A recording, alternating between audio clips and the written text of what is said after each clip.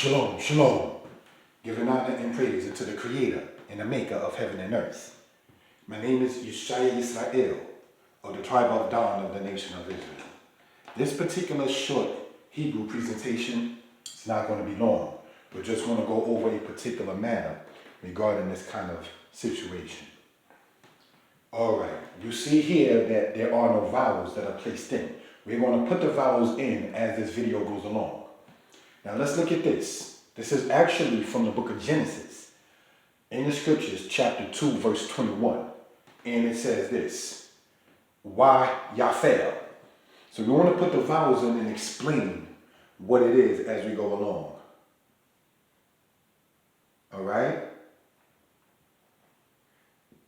Why Yaphel. Now, this wow represents the word and, okay? The conjunction, if you will, in English. Yaphel means to cause to fall or to cause to happen. All right? Now, the root word for fall, F-A-L-L, is nafal, with an N sound in the beginning. However, when you have that verb with the noon in the beginning, it's a pay noon verb, and that drops off, all right, in the future tense. Wayafel. So now, if this means and cause to fall, right, or to drop, or to cause to happen, or to cause to occur, this would be the future tense. So while then we see it translated in Genesis as the past tense is because of this. This wow in biblical Hebrew referred to as the wow consecutive. All right? Wayafel. All right? Then we have here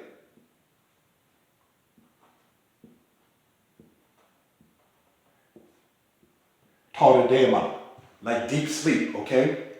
Okay, so let's look at it. We got the Tal, the Resh with the Shawar. You join that sound together, Tar, and then you continue reading the rest of the word. Another thing we want to point out with this is you have the Kwamat followed by the Hey. In this case, as in many other cases with that, the word is a feminine word. All right, so the deep sleep in Hebraic understanding is referred to in the feminine gender, or the feminine principle, I must say. All right, now let's look. Al. This word al means on or concerning or about. Al, okay?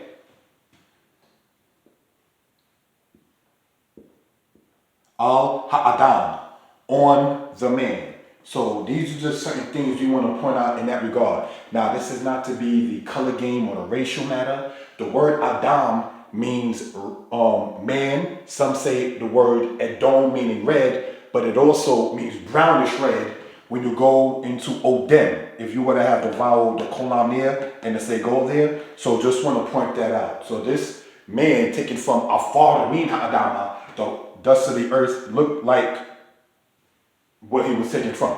Okay, so we just want to point that out. Now, next thing we want to go into is this here, right? And this word here is Wayishan. All right? Wayishan means and he slept. Now, the word Yashin in the root means to sleep in verb.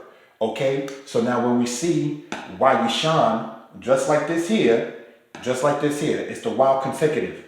The future tense is turned to the past and the past is turned to the future by the prefix of the wow there in English representing the word and, A-N-D. Okay? So Yishan normally would be a future tense word. Yaphel normally would be a future tense word, but it transformed to the past tense in biblical Hebrew when you have this wow as a wow consecutive.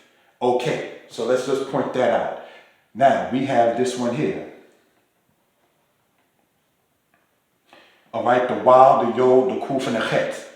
Wayikwak. Now, again, okay, do you have the wow there? Just like here. Yikwak means he will take. Lahkwak. Lame kuf ket means he took in root. Nonetheless, yikwak means he will take. But when you have this, as just pointed out, the while consecutive, this future tense word becomes past. That's why Genesis 2:21 says, and he took. All right? Wayikwak. and he took. Now this word here, akat, means one, O-N-E, the number one. All right? Now normally times when we hear one is ekad, with a dalet at the end. But this is the feminine way to say one. All right? The letter Tav, as pointed out in past, represents a feminine letter. All right? Pardon me, the feminine principle, because Tav is a feminine letter. All right? So we just want to point that out in that regard. All right? Then we have